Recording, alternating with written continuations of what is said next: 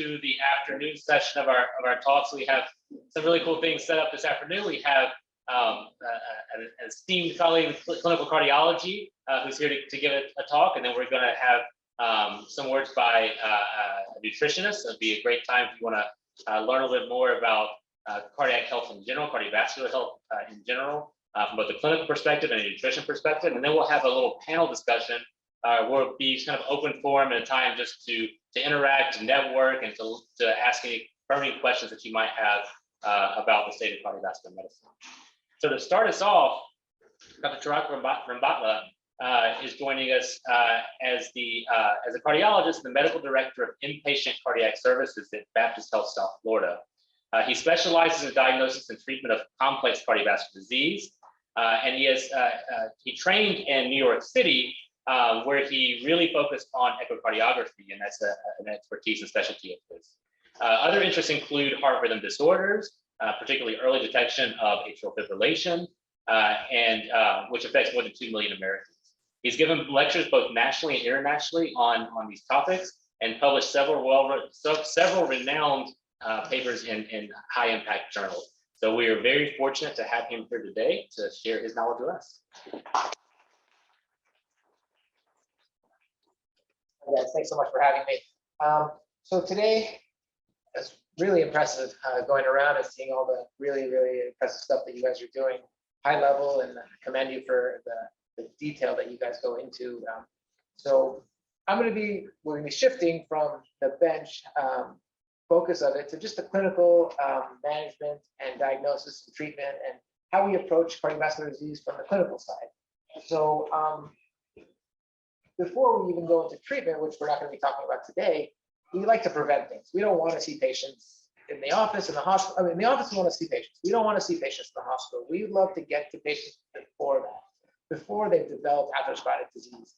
And it's really one of those things where it can be avoided. It really can, if we follow a few simple lifestyle changes, and if we just get ahead of it. If we start early, we can really avoid a lot of the atherosclerotic disease before it progresses or even develops. So what's this? It's just in a recent survey, it basically just says that a lot of us think we're healthy, but in fact, we really aren't. And it's one of those things that if we feel okay, for example, right now, we don't have chest pain, we're not on medications, we feel good, we think we're healthy. But it doesn't mean that you're not developing underlying problems, disease already, and it's just clinically silent now, and it's going to present itself in a later time. So very few of us are really truly healthy, and a lot of us are at risk of developing these conditions. And no one wants to have a heart attack or a stroke, and if it can be prevented, it can. I think we should take as many opportunities and efforts to prevent these kinds of things. So why is this important? Heart disease, leading cause of death in the United States. Impressive statistics. One person in America dies every 36 seconds from cardiovascular disease, and it's responsible for 1 in every 4 deaths. And those are just deaths. There's a lot of people whose lives are horribly changed because of it. Have a heart attack, have a stroke. You can have debilitating disease afterwards, completely changing your entire quality of life. So message is very important. Let's use this kind of lecture to ingrain these concepts for ourselves, our loved ones, any of your parents or brothers, sisters, uncles, who you think that these profiles aren't in charge of their health and their care. We could inspire them to do so. Okay, so this is just basic. What are the risk factors for development of coronary artery disease?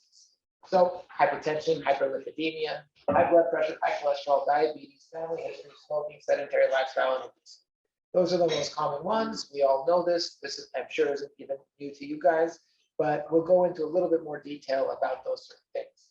So what's the problem now versus before? And in certain other countries, example, countries that predominantly follow Mediterranean lifestyle diet and are more active, is this. We started off eating minimal, searching for food, being active, and then we ended somewhere along that line where we're eating supersized drinks, and sodas, and complex carbohydrates, refined sugars, and not doing exercise and working desk jobs. And they go hand in hand, unfortunately. Yeah, that's the other thing. It took us millions of years to progress, and then just a few hundreds of thousands to develop all these bad lifestyles and things that promote atherosclerotic disease, and our bodies haven't been able to keep up with it. So again, leading risk factors, everything we discussed there, and important to know that attacking those and minimizing those, you can have up to an 88% risk reduction of cardiovascular disease. I mean, that's staggering, right? That's almost 100%.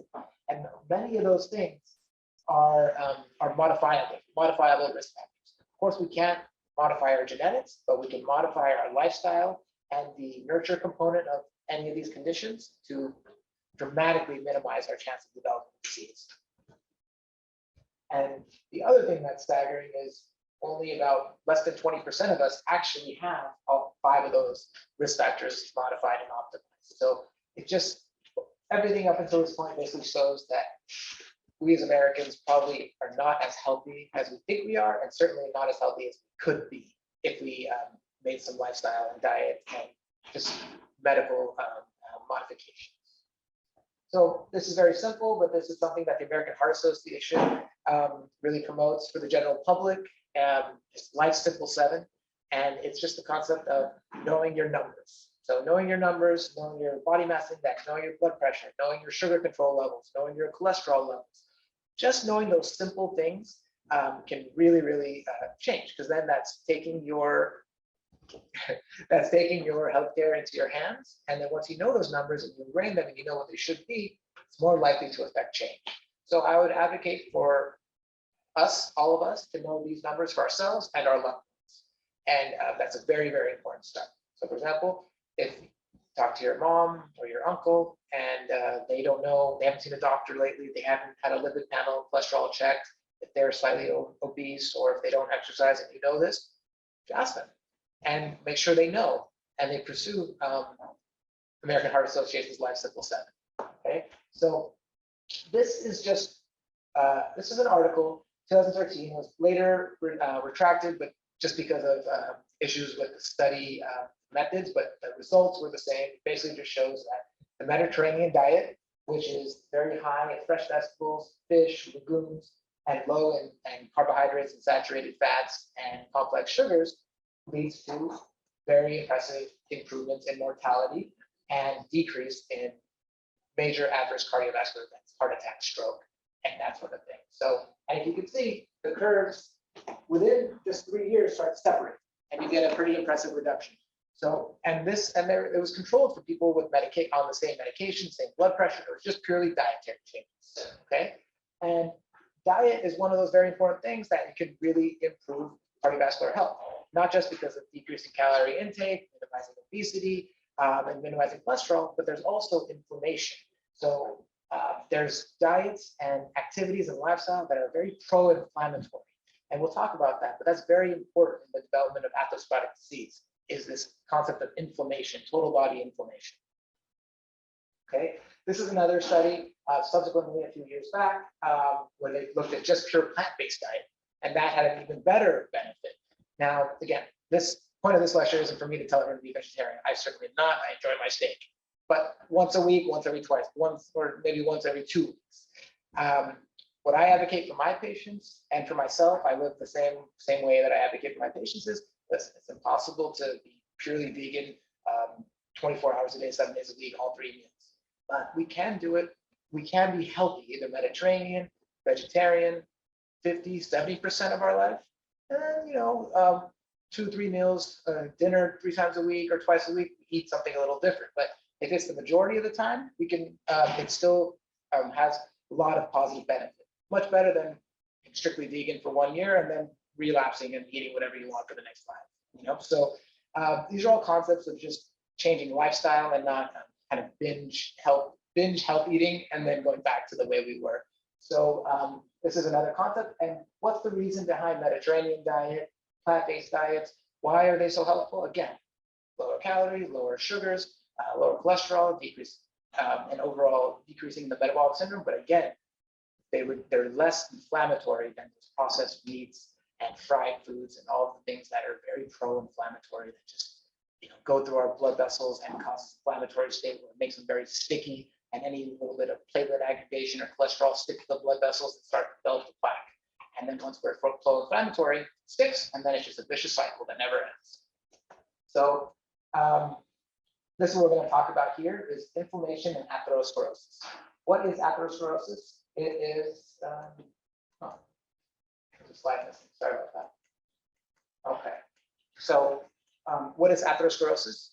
Atherosclerotic heart disease. So whenever we talk about coronary artery disease, heart disease, we're talking about atherosclerotic disease, which is the development of cholesterol plaque in the blood vessels of the wall, which eventually, through inflammation and platelet aggregation and smooth muscle proliferation, leads to remodeling the blood vessel, plaque growth buildup, and then eventually leads to coronary disease.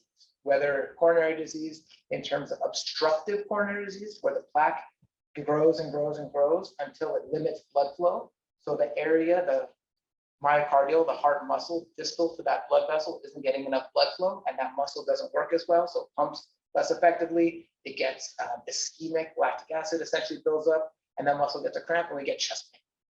That's what stable coronary artery disease is, versus acute atherosclerotic disease, acute coronary syndrome, where the plaque is there, it grows a little bit, but it's unstable, very pro-inflammatory, and the plaque ruptures and causes a blood clot, a thrombus, and acutely blocks off the blood vessel blood flow, and then the person has a heart attack.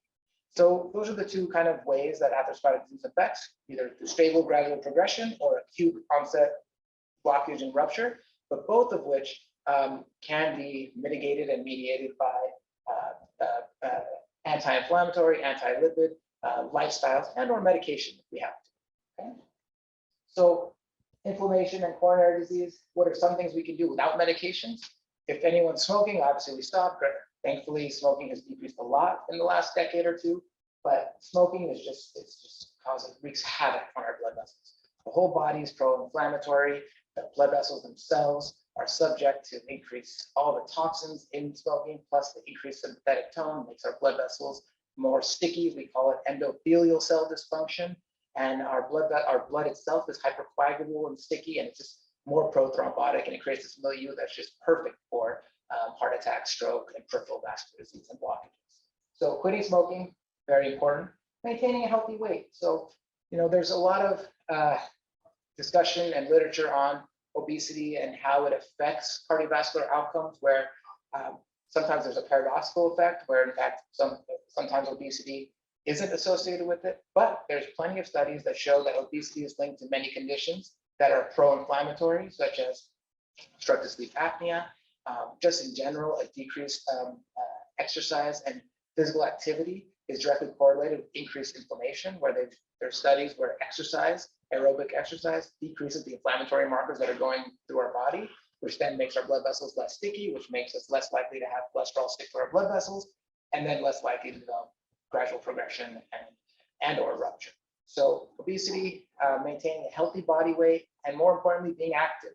Okay, so just the act of exercising, walking, jogging, all of that is very healthy. It releases mediators in our blood vessel, nitric oxide and others that help make our blood vessels less sticky.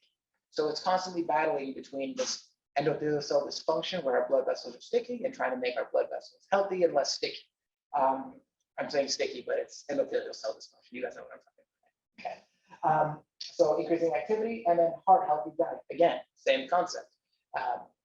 We want less cholesterol going through our blood, and then we want our blood vessels to be less dysfunctional so that cholesterol doesn't stick.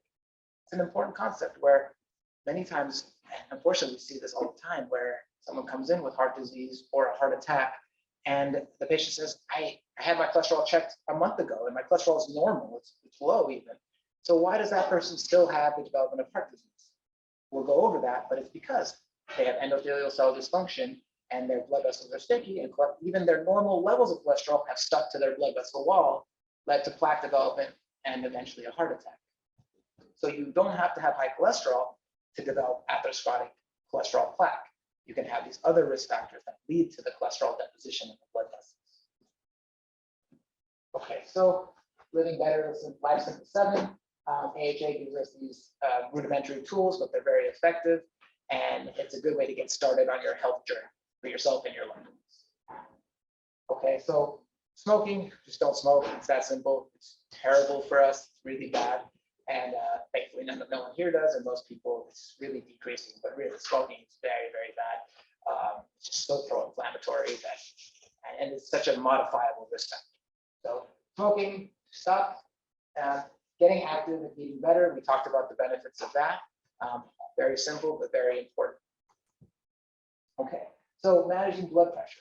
So this is another thing where, again, blood pressure, high blood pressure in isolation, it's not going to, usually doesn't cause disease, but what does it do? When your blood pressure is high and those blood vessels are subject to this increased pressure, the lining of our blood vessel walls, the endothelial cells, start to behave differently under that pressure. They can either lead to little gaps in the endothelial cell lining where cholesterol can sneak in, deposit, and start creating this inflammatory process. Or it's just that pressure after enough time leads to the endothelial cells, the blood vessel walls just not functioning as well, and they become more sticky. Okay, and then what happens? Then now the high blood pressure plus natural levels of cholesterol or high cholesterol, they work together to develop the plaque. So it's usually not one thing in isolation, it's things that work together. Okay. Now, when we want people to know their blood pressure, it's simple. Go to CVS, check your blood pressure, get a blood pressure cuff. Anyone over the age of 40, especially 50, should have a blood pressure cuff at home. Check your blood pressure every once in a while. It's that simple.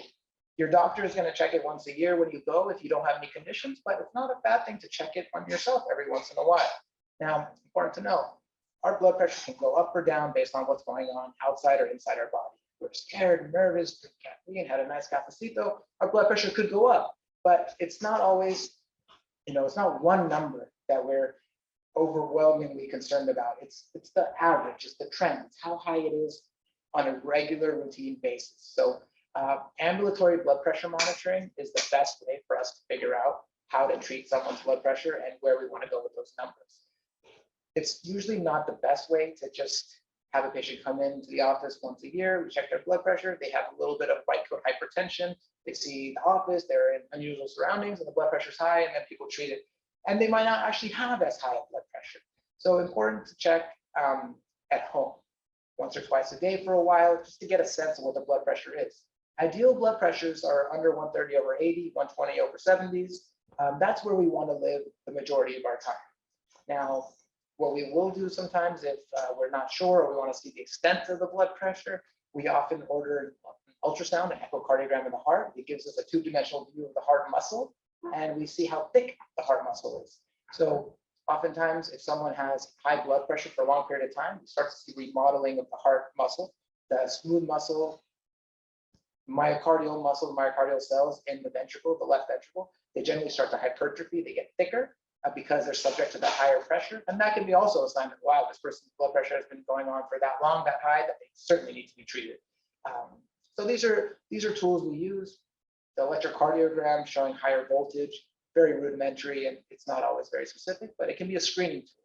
Okay, something that you see someone who has borderline blood pressure, they have a EKG with really tall QRS, high complexes, that would alert us to the fact that, oh my, this person might really have uncontrolled high blood pressure for a long time, needs to be treated, let's get an echo, let's follow them closely.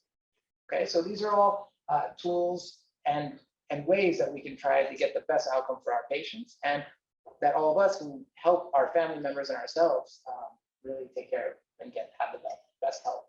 So that's what we do with blood pressure and how it can work in concert with other conditions or by itself to lead to atherosclerotic disease. Now, high blood pressure can lead to a whole number of things too, if severely uncontrolled: kidney disease, stroke, bleeding, all different things. So we want our blood pressure controlled, but we're focusing on the development of atherosclerotic disease for the point of this talk. Okay, so now reducing blood sugar. So this is a very important concept. So it's not just diabetes that leads to heart disease, pre-diabetes does as well. And what's the reason? So in general, diabetes is considered a coronary artery disease equivalent. So if someone has diabetes, you essentially want to treat them as if they have known atherosclerotic disease in their heart. Why?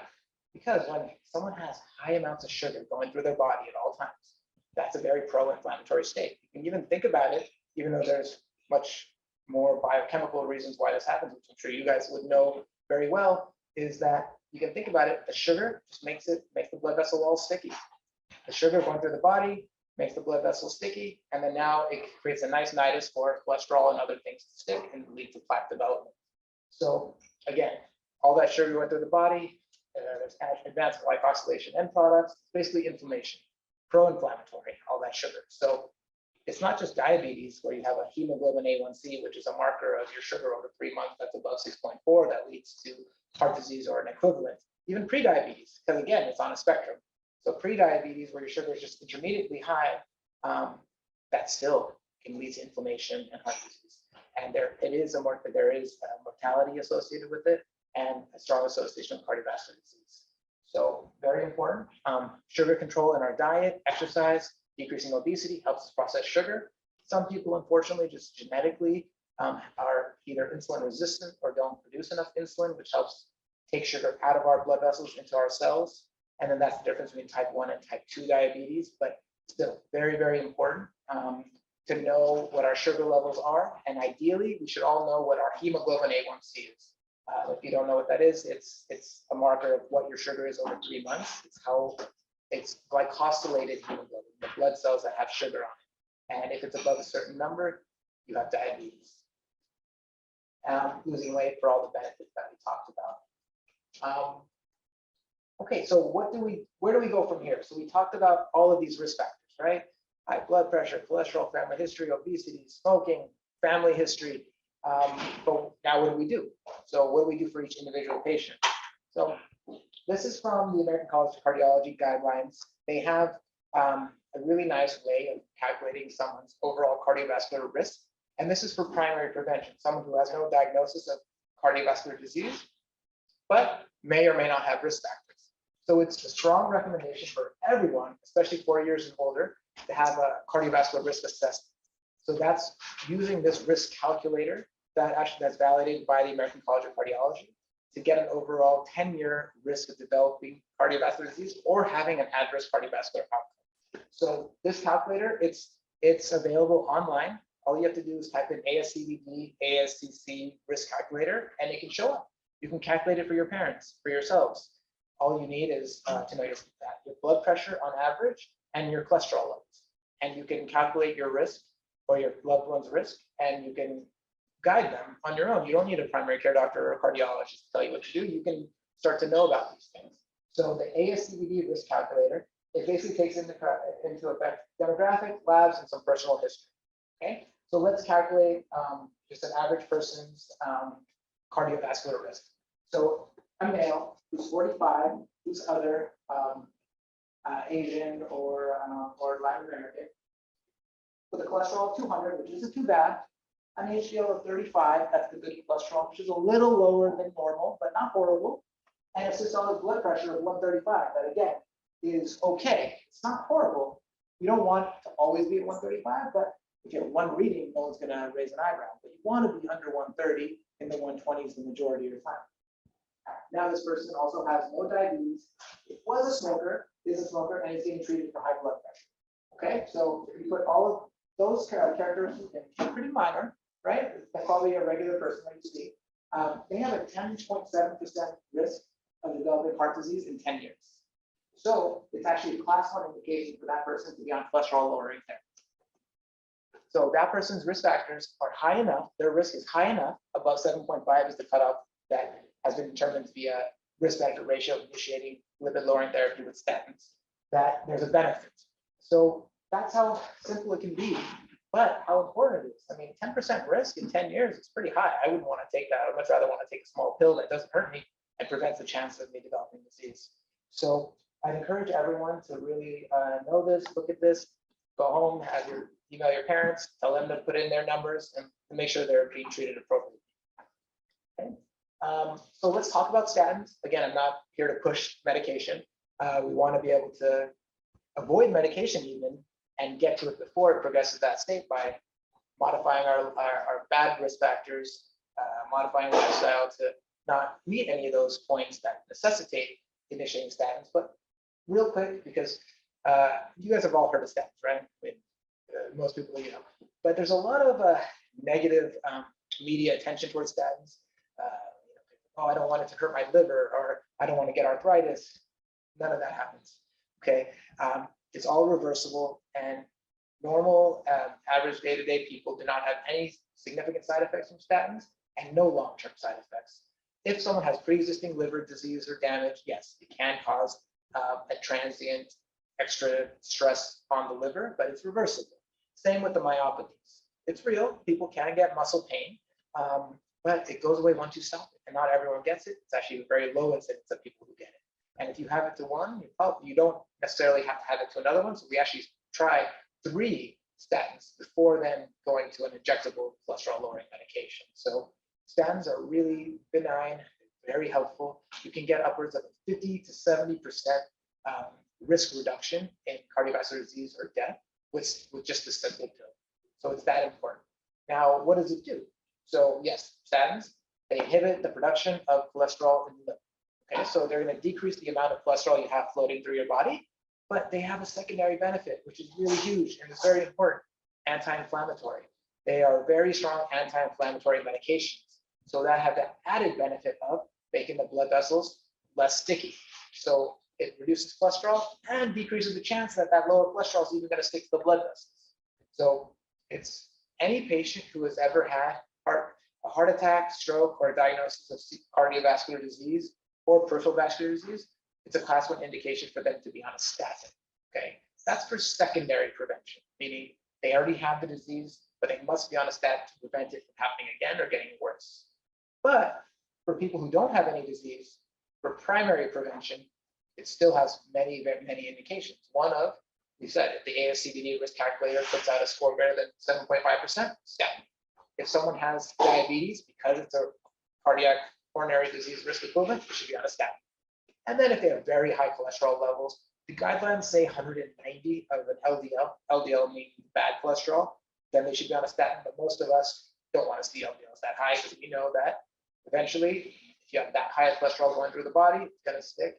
And we do our best, or at least I do my best, to convince my patients that just take the pill every other day, 3 times a week even, because it's going to help and it won't hurt. Okay, so a lot of this is knowing the risk factors, knowing the treatment, and then knowing when to pull the trigger that they need to be on medication to really help them. And it's important for patients and people to understand why, because we never want to be as a field just shoving medicines down a patient's throat. I want my patients to understand why we're doing this, and I think that's really important, because you get that buy-in. That's why the same thing here today. I want trying to get buy-in from you guys, so you understand, you agree, you go tell your loved ones, and then we prevent heart disease amongst this group. So this is just the same slide, leading risk factors. We went over each and every one, and there's very easy ways to minimize those risk factors, identify if we have them, and then treat them through either diet, lifestyle, or medications if we have to. And again, even if we're on a medication like a statin, it doesn't mean that you have to be on it forever. If it's for primary prevention and we are able to get rid of all those other risk factors, we can even start pulling away that medication. So that's another thing. Once you start it, you don't have to be on it forever for primary prevention. But once it's too late and someone already has disease, and now we're talking about secondary prevention, then we can't pull it away, it's too late. Okay, so it's always good. And the point of the talk is prevention, so we don't have to treat. And just please know your numbers. Know all the numbers we talked about, your body mass index, which is basically your weight divided by your height. Know your sugar control in the way of your hemoglobin A1C. Know your lipid panel, your LDL cholesterol, and know your blood pressure. Okay, you know your numbers, you follow the AHA Simple 7, you spread that teaching and that lifestyle to your loved ones, and I think we can make a lot of positive change. Yeah, and that's it. Any questions? Thank you for that. I had a question. I'm not sure if you know, but the risk factor calculation website actually raised the only options for white African American. So it seems like if you're a white African American, it seems like really big assumptions to make just based on race. I know. So what are those assumptions? Yeah, genetics. So that family history, that genetic part of it, you can't always, we don't always know. And sometimes it's not even, and sometimes it's not just family history. So for example, a strong family history is a very strong risk factor for heart disease. Okay, so if your dad or your mom or even your aunt had a heart attack or developed heart disease at a young age, 40, 50 years old, then that's a positive family history. And we need to be very, very careful for the next generation. The ASCVD risk calculator can't always take that into consideration. And then also when it says white, African American, or other, it's because of the patient population that was validated in the study. So they just didn't have enough of the other to truly validate it. But for all intents and purposes, we know how these conditions develop atherosclerotic disease. So it's still applicable to all humans, or maybe even mice. It's just you have to use it with some caution because it wasn't fully validated in every different ethnicity. But it's the pathophysiology is there. So I use it as if it doesn't. I take race out essentially, but and this is just me. But I take race out, but I incorporate family history as a replacement essentially to decide how much more aggressive I need to be. And this is where, how much does family history also play with? Yeah, it's important. It's very important. Now, in terms of an actual calculator that can stratify each individual risk, we don't have that. But it's, again, everything put together. You have to put everything together. So, for example, if someone has a strong family history and then they have no other risk factors, you'd be pretty hard pressed to start them on a statin presumptively. Okay. But if someone has a strong family history and then they also have cholesterol, you're going to want to be very aggressive with their cholesterol. Or if they have blood pressure, you're going to want to be aggressive with all of their risk factors. In clinical practice, you can't really start a statin or medication for someone with no risk factors and just family history, but you can watch them very, very closely. And you can very strongly impart the importance of lifestyle modifications. Other questions? I have one. Well, maybe folks think that. So this is maybe my bias. I was wondering what you think about. There's a strong push, I think, from some people to add additional risk factors, notably coronary artery calcium. Absolutely. And is that something that you encourage patients to do? Absolutely. Just for the sake of time, I didn't go into everything, but coronary calcification is very, very important. So guidelines will say that if someone has intermediate cholesterol levels where they don't fully need indication to initiate statins, get a calcium score. And if you've already seen the development of calcific plaque, start the statin. We basically, if a calcium score, so what a calcium score is actually, you guys all know, I see calcium everywhere. But what it means in terms of how we use it for the coronary arteries is a surrogate for plaque, but it has a high false negative in terms of you can have soft plaque. You can have soft lipophilic cholesterol plaque that hasn't calcified yet, that's young and fresh, and you can falsely be reassured that, oh, my calcium score is 0, I'm fine. That's not the case. But we have to use the evidence that we have, and we can't go in and do an angiogram or a CAT scan with contrast on every single person to see if they have soft plaque. But in the ambulatory setting, we do use calcium scores a lot, actually. In fact, I probably ordered one on anyone with any risk factors who is not on a statin. Okay, and it's a very valid tool because if you end up getting a positive calcium score, then you know, even if the score is 1, then you know that they already have soft plaque that is starting to calcify, and you're picking it up with that calcium plaque of 1, but there's a bunch of soft plaque everywhere else. They're all already developing plaque, cholesterol is sticking. You want their cholesterol lower by at least 50% to decrease the chance of more sticking and growing. And you want the statins anti-inflammatory effect to take whatever plaque is there and already stuck, calm it down, stabilize it, push it against the wall, prevent it from rupture. So that's the benefit of statins, and that's the benefit of the calcium score. The last thing is also if the calcium score is high, different cutoffs, but generally it's used that if it's above 100, people will also justify using baby aspirin, as long as the risks outweigh the benefits, as long as the benefits outweigh the risks, such as GI bleed, etc. What about also, so I imagine once patients get to you, they're often referred by general practitioners or so how does that kind of workflow look? And once a patient gets to you, what is kind of an average patient? Do you think we should be more proactive in terms of monitoring cardiovascular health earlier? Yeah, we do. So a lot of times, I would say it's probably 70-30, where 70% of the time they're referred by a primary care doctor because they have multiple risk factors, or they got a calcium score and they're like, oh my God, there's calcium, what do we do? Which is great, we love that, that's fine. But by no means do we have to be referred. There's so many brilliant primary care doctors who know exactly what to do, modify risk, calcium score positive, start a statin, multiple risk factors, high ASCVD risk score, start a statin. In general, we get referred usually if someone has multiple risk factors or uncontrolled risk factors that they're having trouble managing. Usually blood pressure is the one. We usually don't get referred for uncontrolled diabetes because I usually go to endocrinologist, but we'll get that blood pressure that's difficult, the cholesterol that's difficult, or a calcification, a calcium score that's already done positive, then we get that referral. But we would love to see people with no cardiac complaints. About 20% of the time, 10% of the time we'll come in, there'll be a de novo patient who just wants a cardiac checkup. We love that. We do what a primary care doctor would do. We check their blood pressure, we check their body mass index, we do all the know your numbers, and we check their cholesterol and A1C, and either we'll get the calcium score right off the bat, or we wait for the information to come back. If there's intermediate cholesterol that we don't like, or something that pre-diabetes, anything that seems out of the ordinary, calcium score. I have two more. Yeah. So one, so a lot of these things you just talked about, like diabetes. Maybe you don't get the diabetic patients. So a lot of these things, there's an overlapping risk factors, like so chronic kidney disease and calcification and cardiovascular disease And inflammation. And inflammation, diabetes.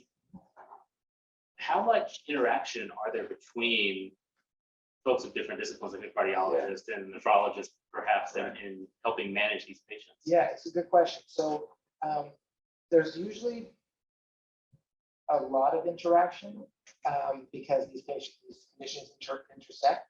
And in the past, cardiologists wouldn't really get too involved with diabetes, but that was the old way of practicing. Now we're the new cardiologists and people who are up to date with what's going on in the literature.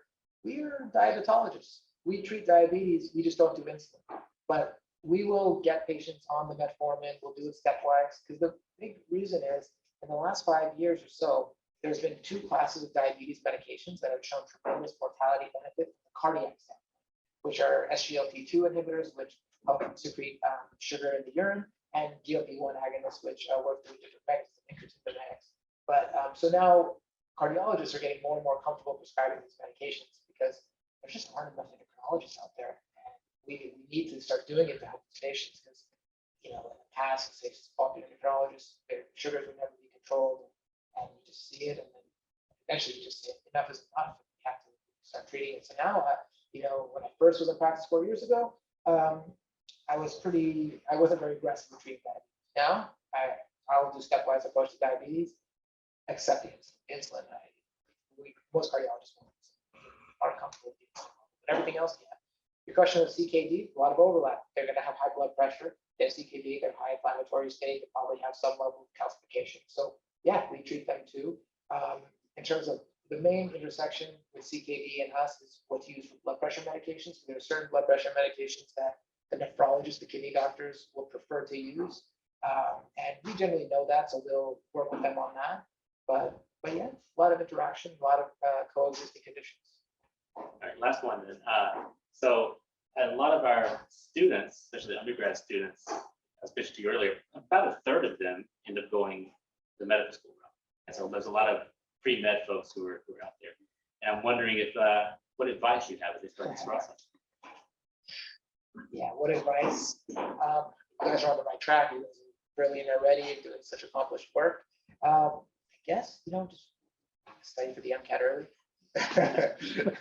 Study for the MCAT early and get introduced to the healthcare field. Do rotations, do observerships, just see what it's like, because it is oftentimes that people get into med school or into practice and like, wow, this isn't what I expected, for good or bad. So I would say it's good to get exposed early and get exposed early. That's what I would say. We have a little bit of a gift for you of our appreciation. You're going to be fed me with lunch. And for your commitment to advancing cardiovascular research and participation in our annual Miami Heart Day Symposium. Thank you very much. Thank you. And then this is also yours. Thank